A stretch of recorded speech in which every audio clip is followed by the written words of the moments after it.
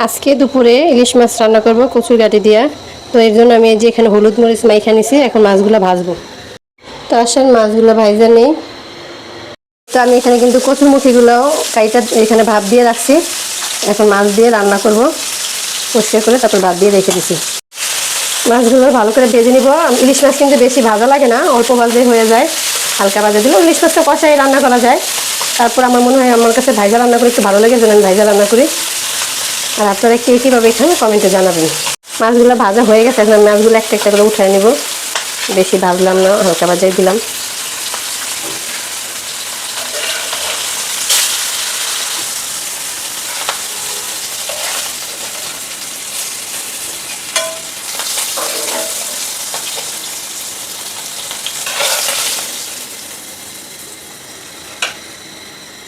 তো এই তো আমার মাছগুলো কিন্তু ভাজা হয়ে গেছে।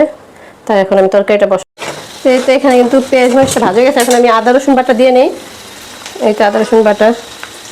ইলিশ মাছের তরকারিতে কিন্তু বেশি মশলা দেওয়া লাগে না, তারপর আমরা যেহেতু খাওয়া অভ্যাস, আমাদেরকে একটু দিতেই হবে।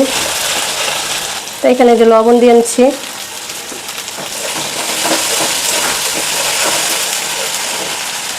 মরিচের গুঁড়া, তো এই যে হলুদের গুঁড়া দিয়ে নিলাম।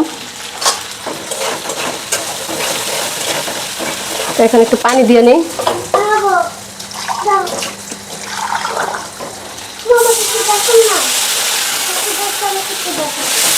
মশলাগুলো ভালো করে কষুক, তারপরে আসতেছে।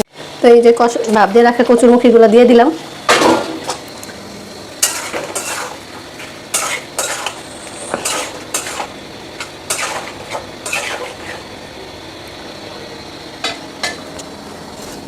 তারপরে যে ঢাকনা দিয়ে ঢাকা দিব। তারপর তরকারি কিন্তু যে কষানো হয়ে গেছে, কচুরমুখিগুলো সিদ্ধ হয়ে গেছে। এখন ঝোল দিব, ঝোল আর মাছগুলো দিয়ে দিব।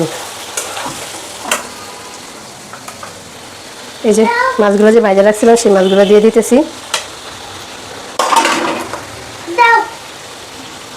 এই যে আমার তরকারিতে কিন্তু ঝোল দেওয়া হয়ে গেছে। এখন এই যে ঝোলগুলো কমলে ধনিয়া পাতা দিব, ধনিয়া পাতা দিয়ে তারপর তরকারিটা নামাই নেব। আচ্ছা, তরকারিটা হওয়া পর্যন্ত অপেক্ষা করি।